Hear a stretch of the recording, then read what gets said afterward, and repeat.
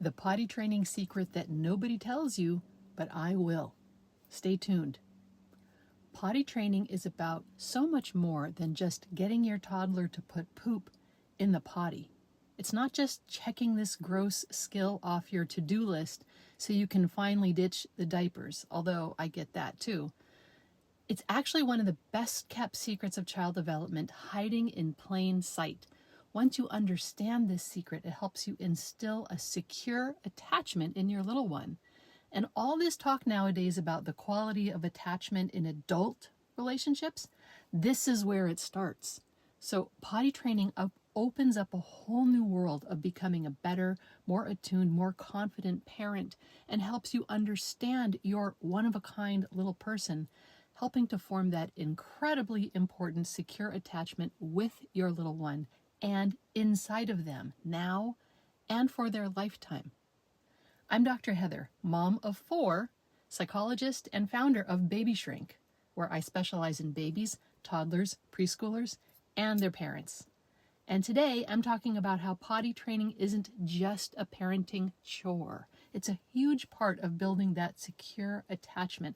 That's the foundation for your child's future health, happiness, and relationships with you, their future friends, romantic partners, teachers, and bosses. So yeah, the stakes, huge. Because if that attachment isn't secure, that's a lifetime of difficulty ahead for your kiddo. So stick with me. Today we're doing a quick but deep dive into this magical, messy, important phase of development, which is about from age 1 to 4. I'll unpack how potty training ties into the attachment and gives you tips to get through it with confidence, patience, and a better relationship with your child on the other side. So there's a lot going around these days about attachment theory in adult relationships, but it actually all starts in infancy. And it's bedrock child development science. Attachment theory explains how early relationships shape our ability to connect with others for life. And this has all been studied tons and is widely accepted medically, developmentally, psychologically. A secure attachment happens when a child feels consistently loved, safe, and understood by their parents. They trust you'll be there, whether you need a cuddle, whether they need a cuddle, some space, or a boundary. That relationship becomes their model for every relationship they'll ever have in the future. And here's the thing, it doesn't mean you have to be a perfect parent. It just means being a good enough, attuned parent most of the time. It's about being responsive when your child is upset, staying calm when they test limits, and it's showing them that their big feelings are welcome and they don't have to manage them alone. And when kids don't reliably get those needs met, they develop insecure attachment. It shows up as super high anxiety, extreme clinginess, extreme fear of separation, or total emotional shutdown. It's their way of coping when they're unsure if they can count on you. As adults, these patterns will usually continue to show up in relationships. Now, zoom out and realize this isn't happening in a vacuum. At 18 to 36 months, your toddler is undergoing a cascade of development. Listen to this, it's amazing. Walking, learning how to walk, triggers language development, which then in turn triggers social and emotional development, all triggered in a cascade. For instance, I once knew a toddler who broke her leg in a fall. It interrupted her learning to walk because she had to wear a cast. So then her speech was delayed until her leg healed and she could walk again. So there's this cascade of development where walking triggers speech, then triggers emotional development in a cascade, which is just wild, right? So they're having to deal with all of this huge change all the time, and they haven't even scratched the surface of learning how to regulate their emotions. So you can see why toddlers get a little crabby sometimes. They're trying to figure out their new skills, what they think, how they feel about all of this going on inside of them, so we can forgive them, I hope, for their temper tantrums, their weird food habits, their sleep aggressions, because that's not just them being difficult, it's them coping with all this intense change going on for them 24/7, and it's nature's way of helping them figure out where you end and where they begin. And of course, defiance is a big part of the toddler picture as a result of all of this. And yes, they'll say no a lot. That's their job. It's how they test boundaries and learn independence, even if it is temporarily hard for us as parents or messes with our potty training plan. It's still a good thing, I'm telling you. It means their little personality is blossoming and they're learning healthy boundaries, especially when you can stay calm and attuned, which I admit is the hard part. So imagine for a second being a tiny person in a big world where almost everything is decided for you: what to wear, where to eat, when to go, where to go. The potty becomes one of the first things they realize they can control. So part of this beautiful, messy phase is the push-pull of independence and dependence, and they'll scream no, and they'll demand to do it themselves one minute, and then be your helpless little baby the next, and it's all developmentally on par. These small acts of defiance are how they learn what they can control and what they can't. And here's one secret. We can't physically make someone pee or poop. So we don't want this to become a power struggle because it's one we can't win. And a power struggle is what leads to terrible potty training complications down the line. So on top of all of this upheaval, potty training asks your toddler to coordinate a bunch of these brand new physical, emotional, cognitive, and social skills all at once that are all happening in that cascade of development to make potty training happen. So they need to want to learn to use the potty, which is a social, emotional skill.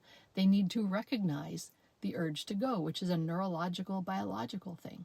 They need to learn to hold it, which is like physical control, biological again. They need to figure out how to decide to wait to go, which is psychological. And then they have to plan to get to the potty on time, which is a motor planning thing. And then they need to figure out how to manage clothing and wiping and washing their hands, which is physical and social. It's a miracle anyone masters it. There is an absolute symphony of skills that needs to work in concert to get this job done. And that's the secret nobody else will tell you. Potty training is the signature developmental achievement of toddlerhood. It's your toddler at their absolute crowning glory of brilliance. To master all of those skills when they were just born 2 or 3 years ago is astounding. But here's another secret.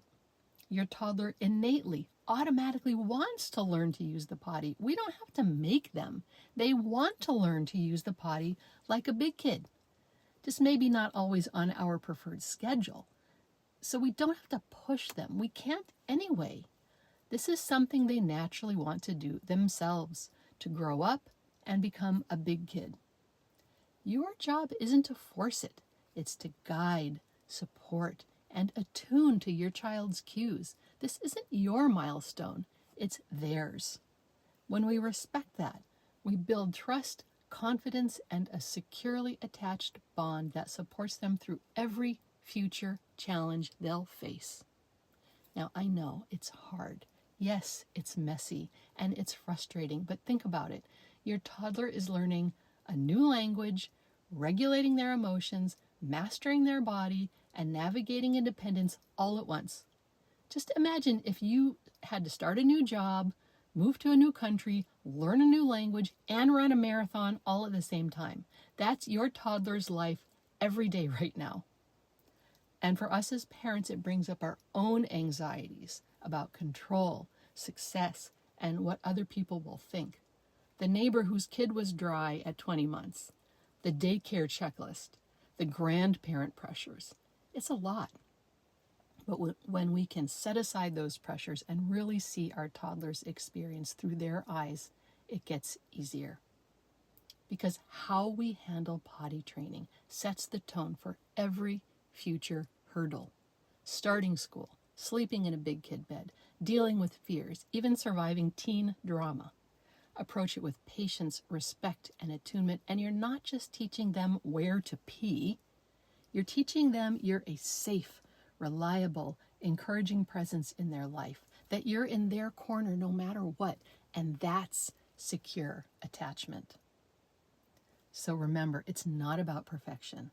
It's about good enough.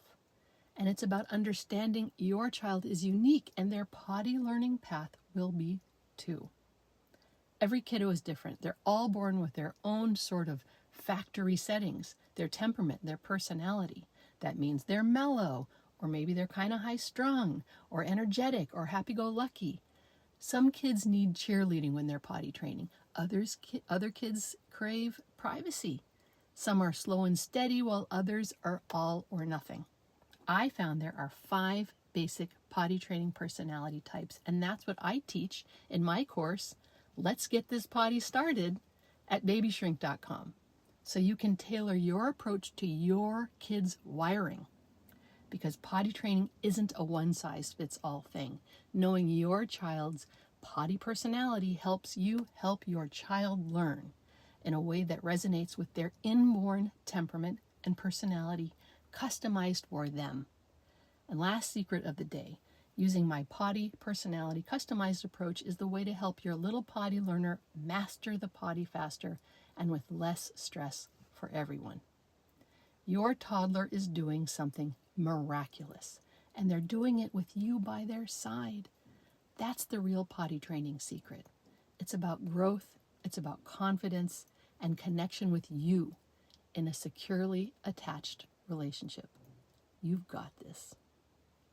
I'm a mom of 4 myself and a psychologist, and I was desperate for this kind of parenting help when my babies were little. That's why I'm here, to help more parents. So if you find any of this helpful, please help me to spread the word to more parents by giving this a like, a subscribe, or a comment. And while you're at it, grab my free potty training cheat sheet in the description below.